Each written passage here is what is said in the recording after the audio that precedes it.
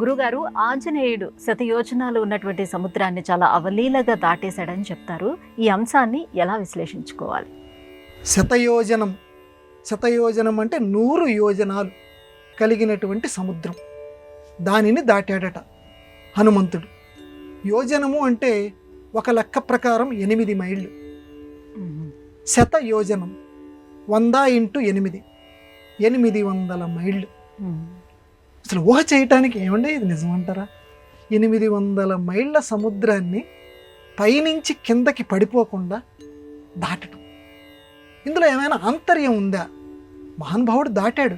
గోష్పదీకృత వారాసిం మసకీకృత రాక్షసం రామాయణ మహామాలారత్నం వందే అనిలాత్మజం, హనుమంతుడి ప్రార్థన. అందువల్ల అవలీలగా దాటిపడేశాడు హనుమంతుడు. అందుకే అది ఎవరూ కాదనలేటువంటిది. కానీ ఇందులో ఆంతర్యం ఏమైనా ఉందా? రామాయణం కానీ భారతం కానీ ప్రతి విషయం లోపల ఇంకొక అర్థం ఉంటుంది. ఆ అర్థాన్ని మనం పెద్దవాళ్ళ ద్వారా మనం తెలుసుకోవాలి. ఎందుకనంటే ఈ 100 1 అంకె, దాని పక్కన 2 సున్నాలు. 101 యోజనాలు దాటాడు అంటలేదు, 99 యోజనాల సముద్రాన్ని దాటాడంటల్లా. చాలా జాగ్రత్తగా, అందుకని రామాయణంలో ప్రతి పదాన్ని, భారతంలో ప్రతి పదాన్ని పెద్దవాళ్ళ దగ్గర తెలుసుకుంటూ ఉండాలి. 1 పక్కన 2 సున్నాలు, అదే పదం వాడాడు వాల్మీకి. 100 యోజనాల సముద్రాన్ని దాటాడని.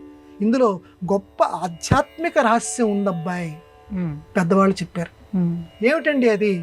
ఎందుకంటే భగవత్తత్వము, ప్రకృతి తత్వము, జీవతత్వము, ఈ 3 తత్వాలు ఈ 100 అనేటువంటి అంకెలో ఉన్నాయి. ఏంటంటే నాకు కొంచెం అర్థం కాలేదు. భగవత్తత్వం ఏమిటి, ప్రకృతి తత్వం ఏమిటి, జీవతత్వం ఏమిటి అని అంటే, 1 భగవత్తత్వం, భగవంతుడి తెలియచేసేటువంటిది 1. ఇప్పుడు 0 విడిగా ఉందనుకో అమ్మా, 1 పక్కన లేదు, దానికి ఏమైనా విలువ ఉందా? లేదు. 1 కనుక వస్తే అప్పుడు ఆ 0కి విలువ ఏర్పడుతుంది. 0 అనేటువంటి జీవుడు లేకపోతే ప్రకృతి ఏదైతే ఉందో దానికి విడిగా విలువ లేదు.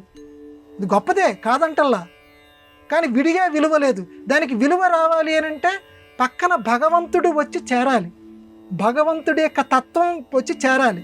చేరితే 1 కనుక ముందు చేరిందనుకో, 0కి ముందు చేరితే ఆ తర్వాత ఎన్ని సున్నాలు పెట్టుకుంటూ వెళ్తుంటే అంతగా దాని యొక్క విలువ పెరిగిపోతుంది. కానీ ఆ 1 ఆ భగవత్తత్వాన్ని పక్కకి తొలగించేసామనుకో, ఈ జీవతత్వం లేదు, ఈ చుట్టూ ఉండే ప్రకృతి తత్వం లేదు, ఏమీ లేదు కదా, అంత శూన్యమే కదా.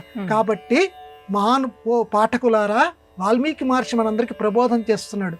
మీరందరూ కూడా భగవత్తత్వాన్ని పట్టుకోండి. భగవత్తత్వాన్ని పట్టుకోనంత వరకు కూడా ఈ జీవాత్మలన్నీ కూడా సున్నాలే, దేనికి పనికిరావు. కాబట్టి భగవత్తత్వాన్ని మీ ముందు చేర్చుకోండి, మీకు రక్షణ కింద ఉంటుంది అది అని చెప్పటానికి వాల్మీకి మహర్షి సుందరకాండలో చక్కగా ఈ 100 అనేటువంటి పదాన్ని ఆ సముద్రం యొక్క విస్తీర్ణాన్ని చెప్పడానికి వాడాడు. లేకపోతే 101 వాడచ్చు, లేకపోతే 99 వాడచ్చు, ఇంకోళ్ళకి 115 వాడచ్చు. ఈ 100 అనేటువంటి సంఖ్యని వాడటంలో ఉండేటువంటి గొప్ప అర్థం ఇది అని చెప్పి పెద్దలు మనకి సెలవిచ్చారు. అందువల్ల అటువంటి విశిష్టమైనటువంటి ఆంతర్యం కలిగినటువంటి రామాయణ మహాగ్రంథానికి మనందరం నమస్కారం చేద్దాం.